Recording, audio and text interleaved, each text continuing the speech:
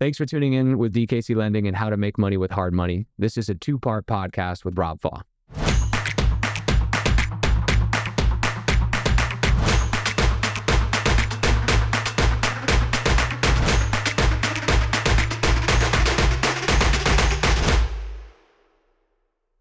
Welcome to How to Make Money with Hard Money. We have a special guest today, Rob Faw, entrepreneur, certified master life coach, Ph.D. student, 70-time marathon runner. The list goes on here, and somebody that I'm personally grateful for and a mentor and coach of mine. And I know Caleb echoes those feelings. So we're really excited to have you on today. Happy to be on the show today, David and Caleb, and let's get going. Looking forward to it. Awesome.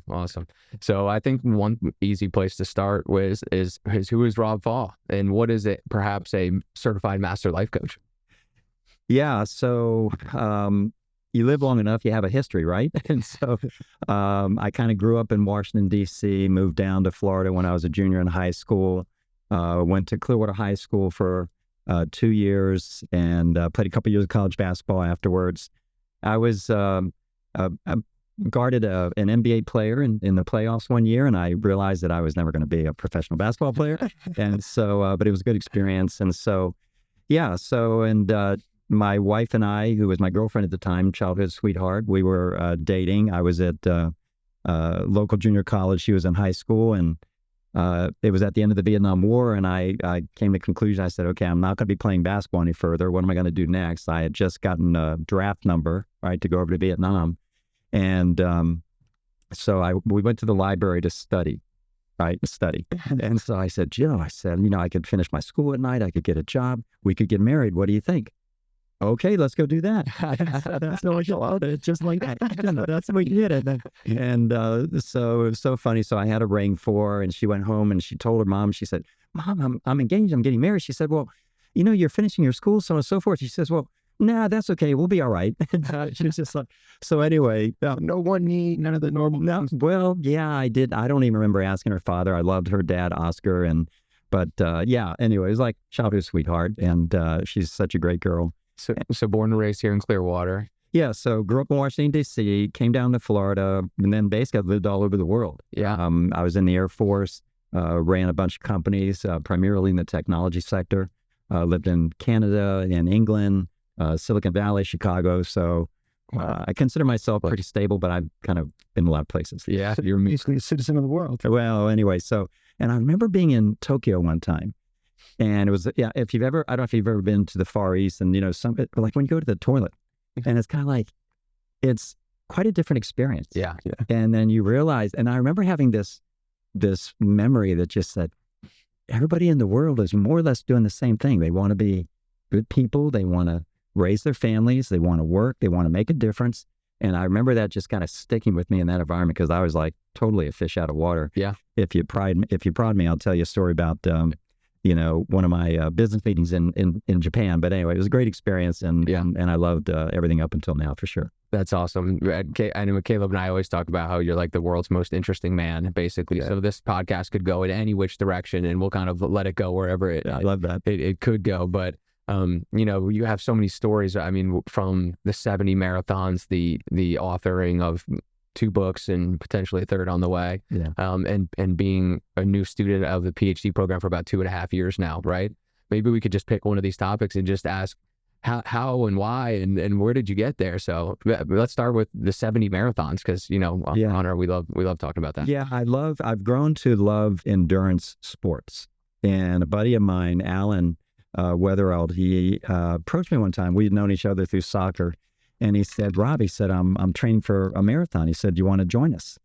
And of course, I'm kind of thinking I can do anything, which of course is not true. But I said, okay, let's do that. So I started training for a marathon. How old were you at the time? I was in my 50s, early 50s. So you weren't a runner? I was not. I mean, I was kind of, I did some running, but not like that. I'd done a half marathon, that kind of thing. So, but I just thought to myself, I'll start running. So we trained for the San Francisco Marathon. And Alan and his wife, Kathy, Jill, and I, we went out to San Francisco. And I had no idea, like, what am I going to do? And so they put you in what's called corrals. So whatever your time is going to be. Yep. I had no idea. So I'm walking down to the starting gate. I see this life-size image of Oprah. I ran a 4:12 6:24 marathon, my first marathon. So I said, okay, that's my goal. Okay. Yeah, that's a good time, man. And I came in at 4:23. Well, that was great. So I beat her by a minute, but beat Oprah by a minute. That's so that is really.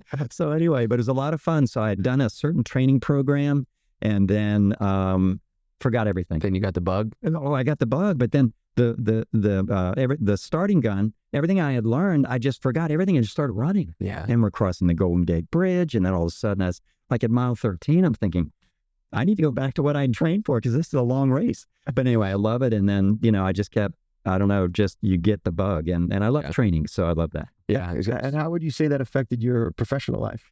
Yeah, really good, great question. Discipline. I mean, I'm a very disciplined guy. And somebody says, oh, this is a really, difficult thing, very hard. And I'm thinking to myself, like, is it harder than 70 marathons? Is it harder than getting up at 3:00 in the morning and running in Central Park? I've got a story where I was coming back from England and I had some meetings in New York City. I can't even believe I did this, but anyway, so I need to get a 20-mile run in. And so I'm in Central Park at 3:00 in the morning doing a 20-mile run because they had like a 6-mile loop, right? Wow. Hopefully, they had a flashlight or something. I had nothing. And I'm running around. I said, well, it's kind of interesting how they've got the police cars there and they're blocking out and I said, well, this is New York City. And so I'm running around. All of a sudden, this car comes behind me with the lights flashing. Well, the park is closed. And I had this lame excuse like, well, I'm from out of town. Like, what's out of town? I said, well, listen, if you're going to run in the park, you really shouldn't. But if you're going to run in the park, at least take one of your earbuds out. Yeah. So anyway, and I just got the bug. We did the San Francisco Marathon. Literally couldn't walk for 3 days because, and probably an interesting story. Part of that was we took a group over to Afghanistan for an Armed Forces entertainment tour. Yeah. And we had Hooters actually was our sponsor at the time. And we had Jill was one of the chaperones, my wife, and I was the tour manager. I guess I'm an entrepreneur, so I'm kind of, I'm kind of organizing this whole thing. And we had a 15-person party. We went to Afghanistan, Kyrgyzstan, Uzbekistan. We ended up in Qatar. I mean, it was just awesome. I ended up doing a 10-mile run at Bagram Air Base. Oh, what was the temperature? It was kind of cool. It was like 50 degrees. Okay. Yeah. So it was in the summer. Okay. Yeah, but it was still very nice. Yeah. Anyways. Picture like 120 in the desert. Well, Pakistan, right? Yeah. So I didn't do any training outside, but I did my training inside. 130 degrees.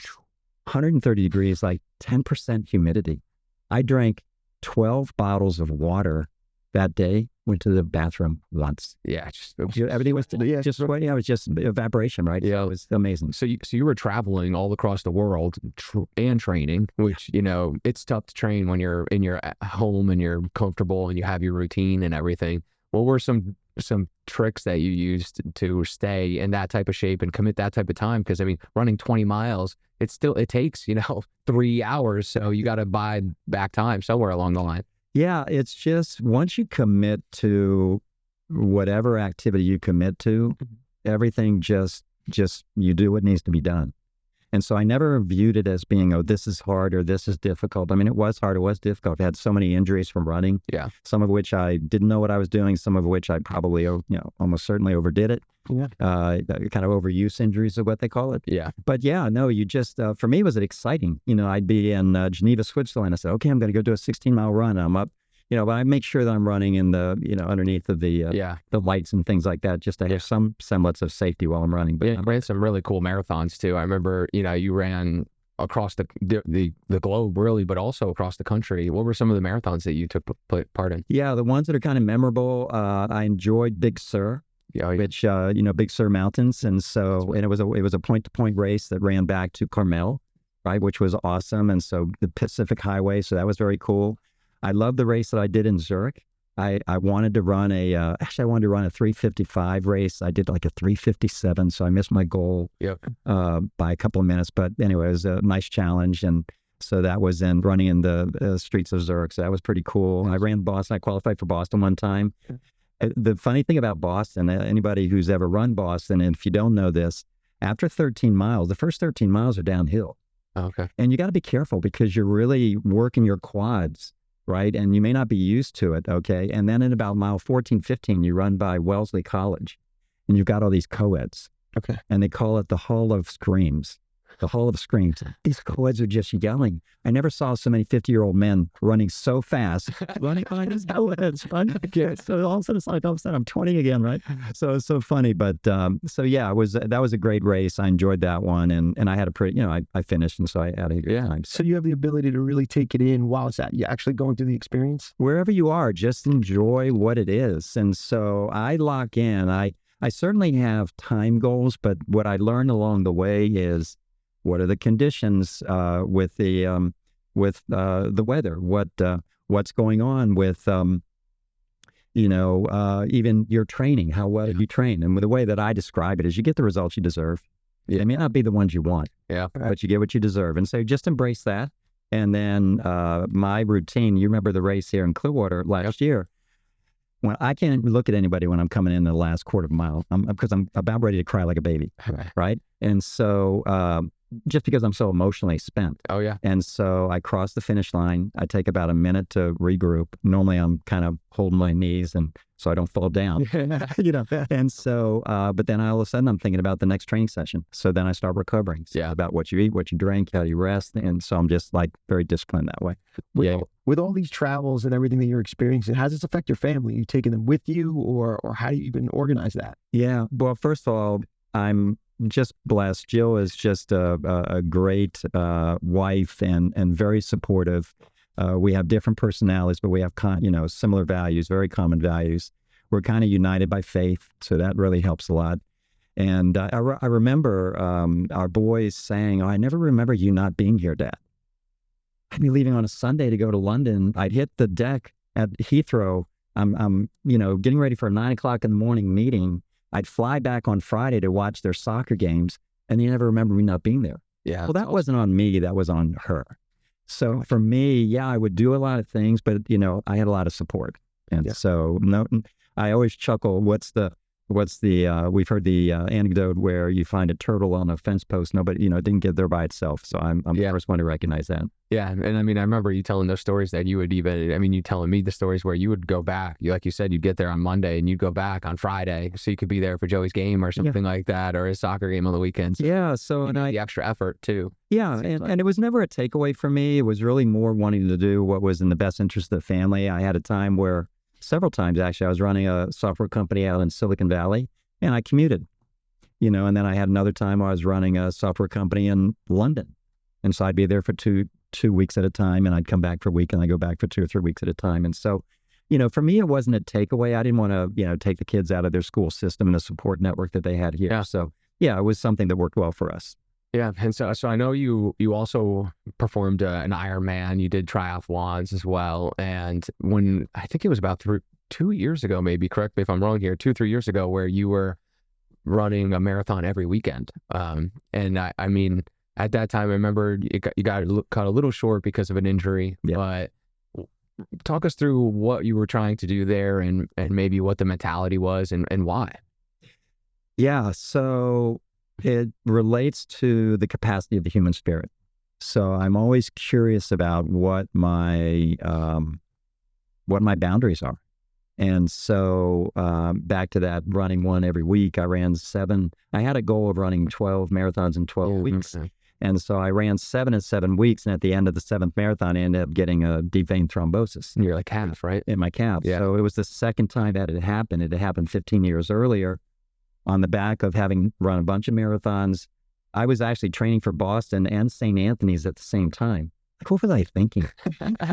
Really, what was I just pushing? I was really pushing it. So, but it was just this mindset of pushing the boundaries. What am I really capable of? And so, and you find out what your boundaries are. And I, did some things well, and some other things maybe I could have been a little bit more mindful about. So I had a few injuries, and you learn along the way. I ran 3 marathons in 3 days in 3 states. And so, look, there are people that have done more than that. I understand that. Sure. But for me, that was, I was just a challenge. And so I just wanted to take the challenge and see what I was capable of. Yeah, everybody's kind of at where they're at, but without trying to push the boundary and try new things and see where the boundary is. That's kind of one thing that I've learned from you. And I ran my first marathon after speaking with you. I remember. You kind of pushed me that and helped me even train through it, and kind of talking through heart rate and all of that, which I threw out the window also for everything. So I can relate to that part of the story. But yeah, that mentality around pushing the boundary to see what you're capable of, and why not is a good question also. Yeah, and so we want to learn about ourselves, right? And the more we know about ourselves, then we can, where do we go from here? And so in my coaching, and I think we all do this, it's being self-aware. Yeah. Right. So when we grow in our self-awareness, then it helps us go ahead and address issues that need to be addressed, whatever they may be, whatever our goals may be. Yeah. So I love that. We all are who we are, and we are where we're at. And at the same time, I've got this belief we've got unlimited capacity. And as well, Caleb, as we know, and we all are, as men of faith, it's, we have no boundaries really. And we're powered by it's almost like an unfair advantage. Right. And so in that context, I love that. Yeah. And you guys have given me a total new vision on health. Because I remember when we started our journey together, and not that I was overweight or unhealthy or any of those things, but I didn't take my health as serious as you guys did. And you guys gave me a new vision of how I want to live longer, how I want to live better, and how it affects my mental and how it affects my relationships. Yeah. And I saw that in both of you. How have you use your philosophy with health to get an advantage on others or be able to inspire? And maybe that's a good segue for your ambitions or goals for how long you want to live. Yeah, longevity. So there's a lot of studies now and studying longevity, as we know. Mm-hmm. And so years ago, I made the decision. I actually bought this book that said I decided to live to be 120. And it was this guru who has a wellness and longevity practice in New Zealand, Chinese gentleman, I think it is. And so I thought to myself, that's interesting. Yeah. And then in scripture, as we know, it describes how we were designed to live to be 120. So I thought to myself, that's my mindset. Yeah. And I had to go through a little period of time with my family because, Dad doesn't want to die. Well, Dad's going to die. That's not the issue. But if you have that mindset, yeah. Okay, I don't know how many midlife crises we can have if we're going to live to be 120, right? Right. So that's kind of something to look forward to, right? And so maybe the next car or whatever, and keep it at that. And so, but yeah, no, I think it's just a matter of it just expands the framework of the way we look at the here and now. So it's the way I describe it. Big things become little things, and little things become nothings. Yeah. Right. And with that framework. Yeah. It's it's like the reframe and then the intention around the reframe, because then you can make decisions around it, because this is what you would tell us is that, when I go to, do I want to eat this or this for lunch? Well, if I'm going to live to 120, of course I'm going to eat this, because that's within your intention and purpose too. Yeah. I've heard a podcast recently and it has to do with, and I think we've spoken about this. It talks about, what's that one question? And it really relates to purpose. Yeah. Right. What's that one question that's the guiding light? Yeah. Okay, is what I'm going to do now going to help me, whatever it may be that is that one thing? Is going to help me build my business, is going to help me have better relationships, is going to help me to have greater longevity. And then with that framer, and you spoke about that, David, with that framework, right now we have context for making decision making. And for me, my studies and experience tells me that that's very empowering, right? If we could put everything in context. Well, that was one of the first things we did together when you started coaching me at day one was, our mission, values, purpose statements, and, setting our goals as well. So we'll talk about goal setting and things like that as well. But the top of our sheet is purpose, right? And I always, Caleb and I always reflect that. And when I'm explaining or telling other people about you, that your purpose is so clear. And I think that you've always been really intentional and really clear on your purpose. And that is inspiring to be around. And it's really cool. And it pushes us. And you can vocalize that and put it into tangible words. And you're really clear, and all of your decisions support that. And so I could kind of go down the list of, why did you go back to get your Ph.D. program, And so what is your purpose, perhaps, for the audience? Yeah. So most of us, I have found, we are somewhat unclear about what our purpose is for much of our lives. Yeah. And we're always seeking that. And but depending on where we are in our faith walk, that can be perhaps a little bit easier to be clear about that. Not always, but sometimes it can be. And so for me, I've recently, let's say within the last year, and really my executive performance coach, Cinder Campoff, she helped me kind of refine my purpose. And all of a sudden it was like combustion. It just like clicked. And I was like, well, I'm this and that. It's like, well, that didn't like move my spirit. But then, if you said, well, what's my purpose? My purpose is to dynamically empower executives, businesses, and leaders for generational impact. So I'm very good with that. And that drives everything. So both of you have been saying, oh, Rob, you need to be starting your own podcast. So someone was, I'm in this Ph.D. program. I got a full-time, coaching practice and so on and so forth. And well, if that's my purpose, of course I need to do a new podcast, right? Yeah. And so in the same thing, I'm so grateful I have this really very skillful and godly executive assistant, Brittany Davila. And she is just amazing in terms of, we'll talk about buy back your time, things like that. But she's terrific and has been very helpful for me and helping me fulfill my purpose. And really, it's just to get great content out to a lot of people and to help them. Yeah. And so, And then was born the School of Empowerment. Yeah. Yeah. Which we'll tag below. All right. Yeah. Yeah. So the School of Empowerment. So in the summer, and really starting from, so I'm in the middle of my class, and then I'm sure it was you, David, and then you, Caleb, and I think Mike Jones as well, and others like, Rob, you need to be doing it. And I think, oh my gosh, I'm not so sure I really want to do that. And all of a sudden, click, it happened. One thing led to another. I think it was kind of the Holy Spirit just kind of took it and ran with it. Yeah. And so then all of a sudden, I'm creating brands and it was logos. I love that. And I said, now it's just a coincidence that when you go through the the podcast list and you start doing the search. Now, the fact that the School of Empowerment shows up just before the School of Greatness, for Lewis Alf, it's complete coincidence. So anyway, but a little bit inspired by him and that as well. But I'm actually in my studies, I'm very interested in psychological empowerment.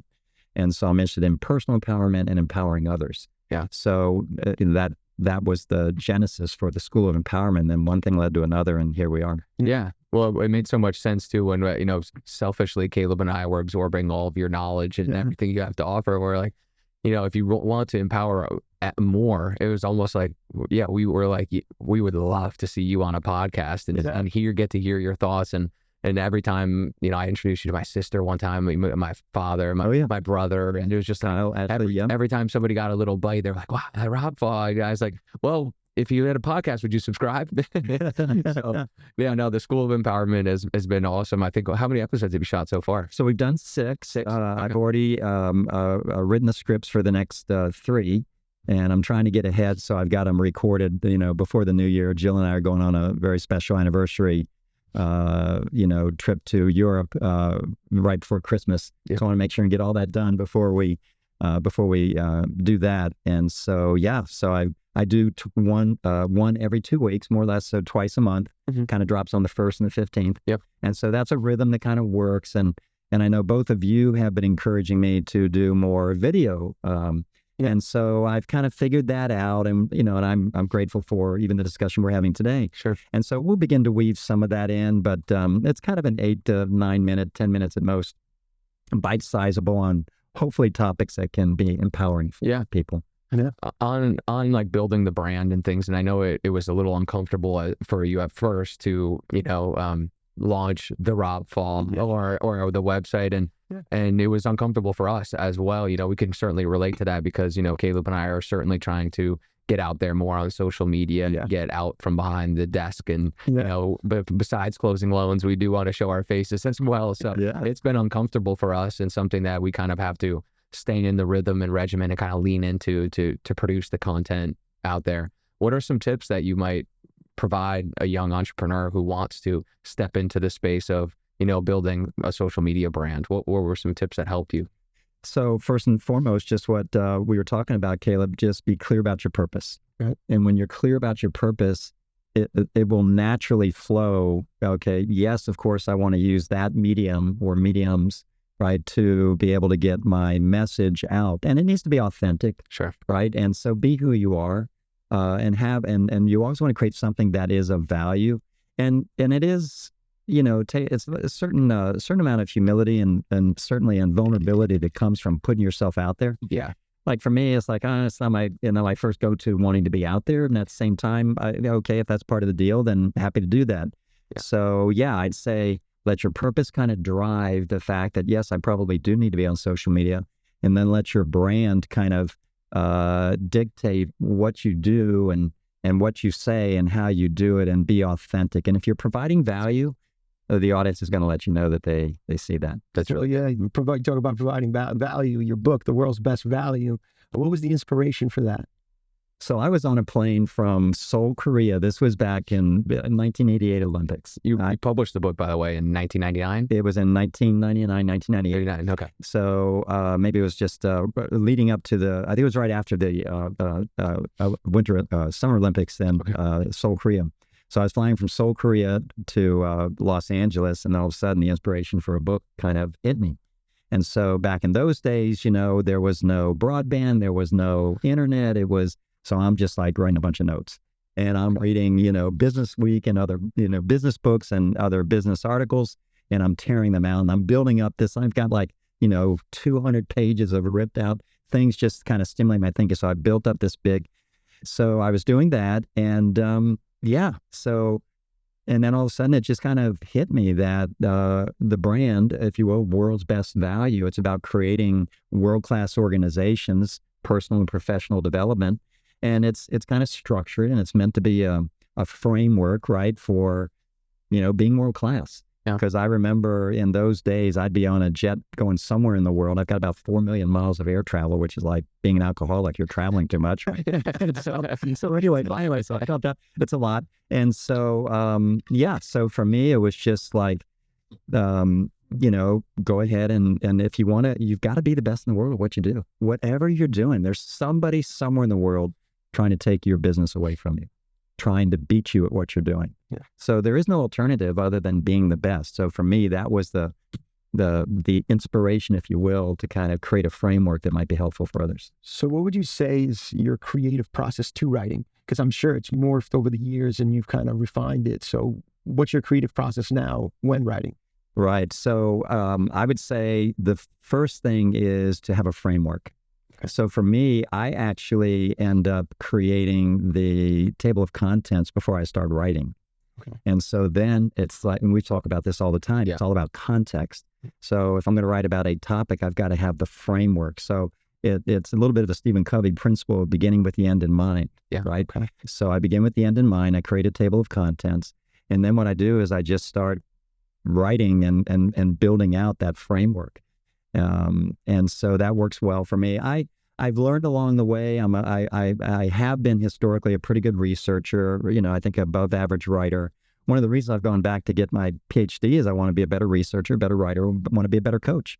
And I can see that happening. Yeah. I'm becoming a better critical thinker. And I've always been a pretty good critical thinker. Yeah. So it's just kind of refining some things, exposing me to some things differently than, maybe I didn't know in the past. When I look at my research practices in the past, it was just like, what would you call it? It was just like bulldozing through it. I would just grind through it. Yeah. I wasn't being as, strategic as maybe I could have been, or more practice oriented as I could be. So I keep refining that. But and on my second book, The Adam Connection, I ended up, it was like 4 years. It's a story that connects Adam with Queen Elizabeth over 6,000 years and 144 generations. So that's a kind of a big idea. How do you even research that? I know. Well, back to the inspiration. So along the way, this was years ago. It was during the Super Bowl Sunday or one of the football games, and I'm sitting in my house in my chair, and I'm on the online. I'm on the genealogy website, and Jill says, "What are you doing?" She said, and I said, "Well, I'm kind of, I don't know, I'm on this genealogy website." She said, "Well, your sister Kathy wrote something 15 years ago about your family." I said, "Oh yeah, I remember that." I never looked at it. I'm a bad brother, right? So anyway, and it was up in the attic. So I went up the attic, got there, and she had written it on paper. So one thing led to another, and then all of a sudden I was like a detective it was like a detective work. Yeah, you go into the rabbit hole. I did. I mean, I was in the rabbit hole big time. And then all of a sudden, things started revealing themselves. And fundamentally, there were three sources that kind of dictated everything. In fact, in the month of October, on October 24th, 4004 BC was Adam's birthday. According to researchers back in the 17th century, right, that had determined based on the Bible, based on basically 80% non-Bible sources that dictated that was Adam's birthday. So from October 24th, 4004 BC to present day, okay, and I was so grateful that it was 144 generations, because that kind of has biblical meaning. Yeah. And so, and I had 12 chapters, kind of has biblical meaning, right? So the 12 apostles, right? So one thing led to another. Then all of a sudden it's like, okay, I'm not in charge of this project. So I'm called to do this. So I just kept digging, and basically three sources. It was the Bible. It was about 1,000-page history book from the 17th century, and the Irish Chronicles were basically my main three sources. So yeah, it's just, so you just kind of get in the game. Yeah. And all of a sudden it reveals itself. Yeah, that's a lot of research too. And I know that that was the preparation for the PhD program in a lot of ways. Yeah, in respects, it was. Because I know you're putting 40 plus hours in a week right now on the PhD program among everything else that you're doing. I mean, what time, you can tell the audience, what time are you waking up in the morning? What does a day in Rob Faw's life look like? Yeah, so I'm up at 3:30 every morning, and I'm managing in 50-minute blocks, right? So I've got 15 minutes to do a little bit of dynamic stretching, make sure I'm hydrated, do a 3-mile run. And then, unless I'm really feeling, challenged, I might skip that run, but that happens once a week. But so I end up in the office by 5 o'clock, 5:15, and then I'll get 3 hours of work in before, most people's days are starting, honestly. Yeah. And, and then sometimes I'm kind of doing a little bit of both, some work and some research stuff and writing. But I do that, so really I'm getting 3 to 4 hours in every day, and then all day Saturday, most of the day on Sunday. Yeah. And you just kind of get after it. So and I didn't realize it. So my last class, it was a qualitative research class. I came across, the research says that something like 50 to 70% of PhD students never finish their degree. Wow. 50 to 70%. And so it's not for the faint of heart. Yeah. Right? And so, I'm experiencing that. But at the end of the day, I'm just like, as you know, I had a little challenge last term where I didn't perform at a level that I wanted to. I think it was like a 99 instead of 100. Anyways. But anyway, but whatever it was enough to challenge. So I just took it as a challenge. Said, okay, game on. So I've got to just kind of perform at a different level. And, it happened, and I was very grateful for that. So yeah, no, if you're in the game, you got to be in the game to finish the game, and that's where I'm at. And I love the grind, and I think you're exactly right. You mentioned it earlier, David, and I think you commented on it, Caleb, that I think the marathon training and just, everything has kind of led up to that, because it's it's kind of an ultra marathon to every term. Yeah. Right. And it is a grind, but it's more of an intellectual grind, but it also does create physical demands as well. So I'm very mindful of making sure that I'm getting enough rest, and although, maybe I'm not, but I certainly am mindful of it. Yeah, yeah. And so you got to get after it. Yeah, and you're still maintaining the pursuits of the marathons and things in the meantime. But you're doing it calculated, though. Very calculated. So, and I have a history of overdoing things, and so I know that. And so, no, not so I want to be aware of that. And so, so I'm going to dial back the marathons just a little bit and really focus more on maybe but just enough. It's really more about fitness. So I've got the energy to do the things that I do at work and in my studies. But it's clear too that you value education at any stage that anyone's in. What is your opinion on people, feeling that, some people say, oh, I'm old, I'm set in my ways, or things like that. How do you feel about education for people, with your great question? Yeah, it's fundamental, Caleb. I mean, there is no alternative. If we think about it, if we're not learning, we're dying. If we're not learning, we're not growing. And so it is true that many, as they become a little bit older, for whatever reason, they just choose not to be. I love learning. I've taken assessments. It's my number one character gift. And so there's no alternative. So years ago, I think I'd mentioned I lived in Toronto, then I was in England. I'd been out of the country for 4.5 years. Kids were babies. We came back. Yeah. And I'm into this leadership development program at AT&T. So a Fortune 50 company at the time. And so all of a sudden, they have us up in Bridgewater. I think it was Bridgewater, New Jersey, and we're studying the 7 Habits of Highly Effective Leaders. Stephen Covey, who was one of the original leadership gurus, and I still have somewhere in my office it was a golden duck. It's like a duck and a goose, and in order to lay the egg, you got to make sure you're feeding the duck. And so anyway, but and up to that point, I had actually only read one book. I mean, this was in my 30s. Wow. I had only read one book. But then at that point, it was just like, it's over. And the book I had read, Go Up for Glory, Bill Russell, the great basketball player. Yeah. Died this past year, I think it was, maybe last year. And so Go Up for Glory, I love that. And so I used to read a lot of periodicals, but then all of a sudden I'm like this voracious reader. So I think I've read probably close to 1,000 books now. And I think one of our colleagues, Mike, turned me on to, well, it's not a mystery, but it turned me on to these audio books. Yeah.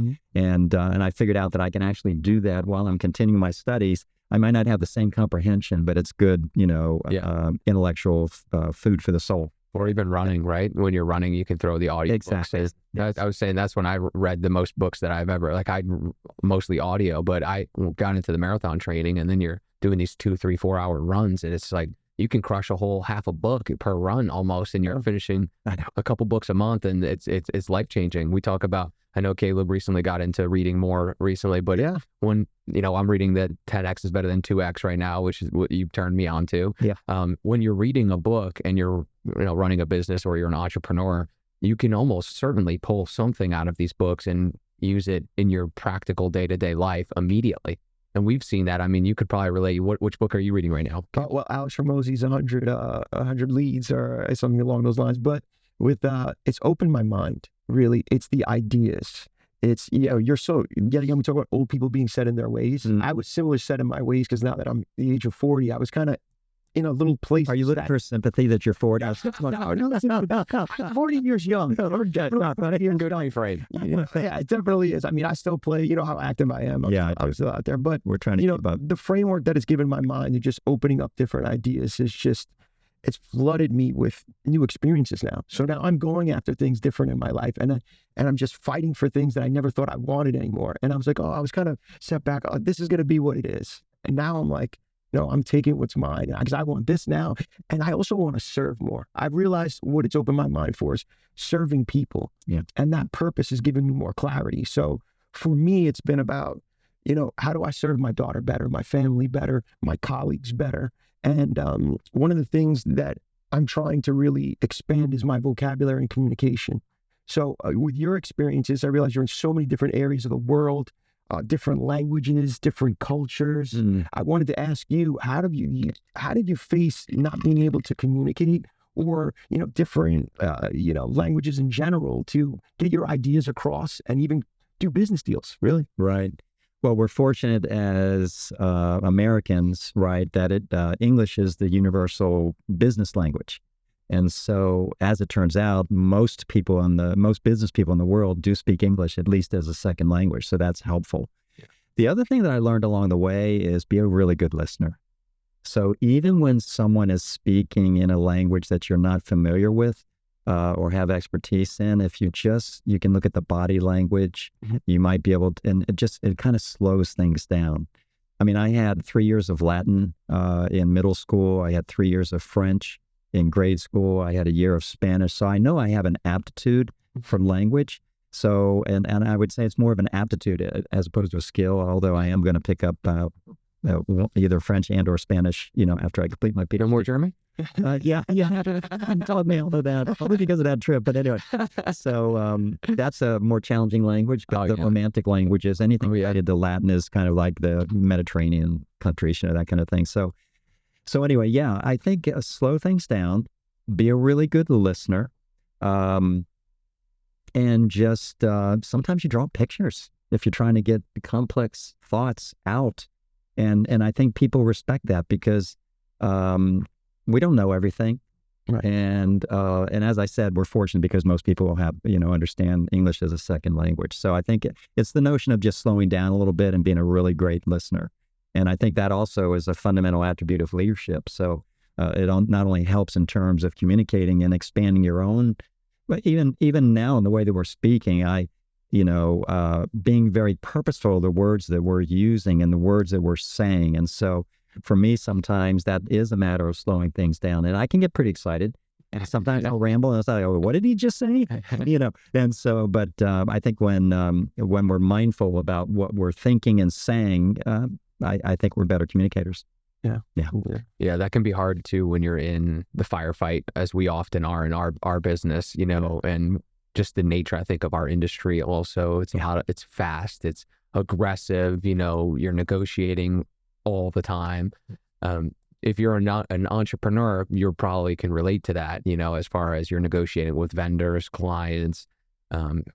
So what are some potential skills that you can use in negotiation for communication? So I want to come back to the first point that you made about being in the firefight. Yeah. Okay. And I'd say that if you look at the greatest athletes in the world, I mean, one of the reasons I have an executive performance coach, I wanted to find someone who has a terminal degree, happens to be a Ph.D., Syndra, and someone who has, sports performance background, right? So we learn a lot from sports and we can apply that to business. So I would say that basically develop mastery. Right. And so as we develop mastery, the game slows down.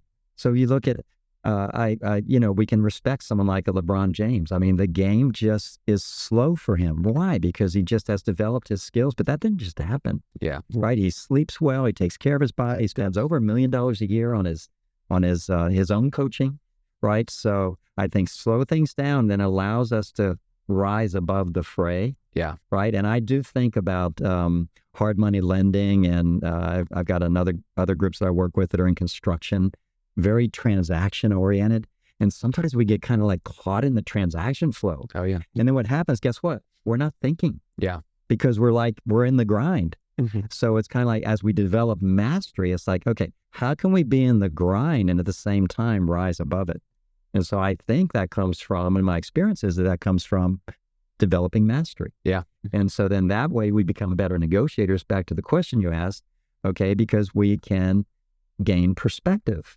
We understand the frenzy that's going on in the grind, but we're able to rise above, that frenzy. And as a result, we're more mindful. We don't make emotional decisions. We don't make decisions that are reactive. Right. We're responding, we're thoughtful, we're mindful.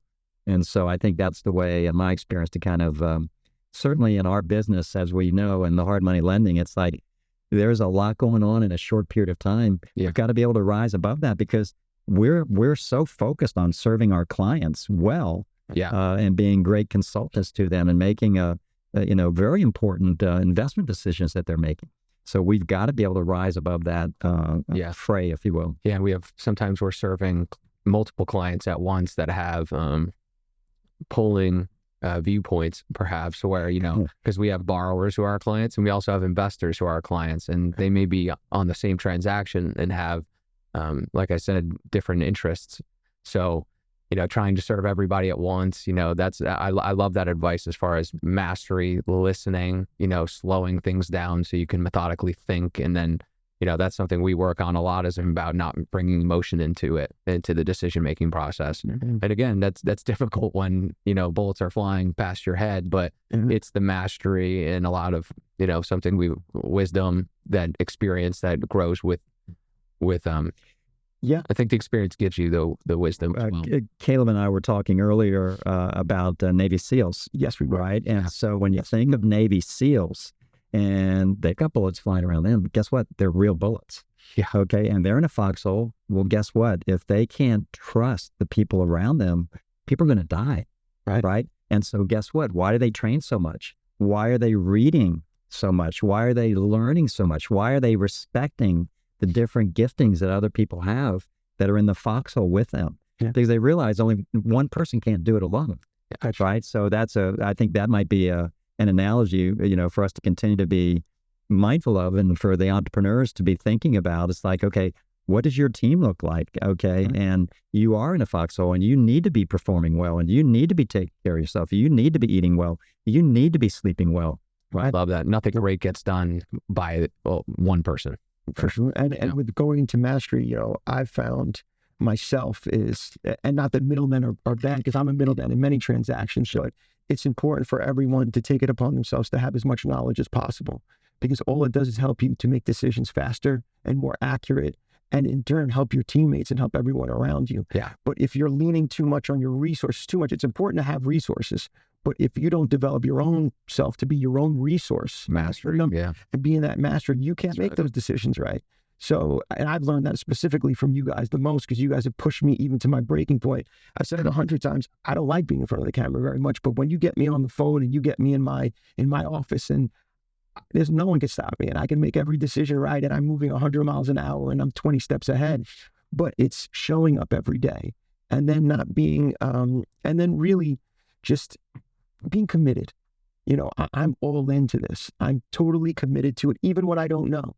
And then when I don't know, I rely on you guys to give me direction. And then I go back to my purpose because it's clear. Yeah. So I'm, and going back to serving, when you use that with your serving, it all serves us very well. Well, I love that. And so when we have a mindset of giving and helping and serving and caring, it just frames the transaction. It's less about what is in it for me and what is it that I can do to help somebody else be successful. And we don't do it for the reason of receiving something in return, although it always happens that way. Yeah. And so, yeah, it's a great mindset to have. And happened to us this week. This week with David and I, we had an experience where, we had to help a gentleman. I won't say his name because he was actually a very, high status person. And they just needed a favor. We had no idea who it was, and they needed help in a financial transaction.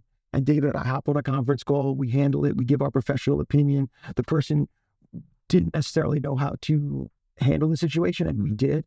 So we stepped in and helped them out, not knowing who they are. And sooner or later, when we found out who they were, they invited us to lunch, and now we have a whole new opportunity. And when we were doing it for no expectation at all. That's right. Yeah. I think I love that. Yeah, that's great. Thanks for watching and tuning in to How to Make Money with Hard Money. Please like, subscribe, and follow DKC Lending on all social media platforms.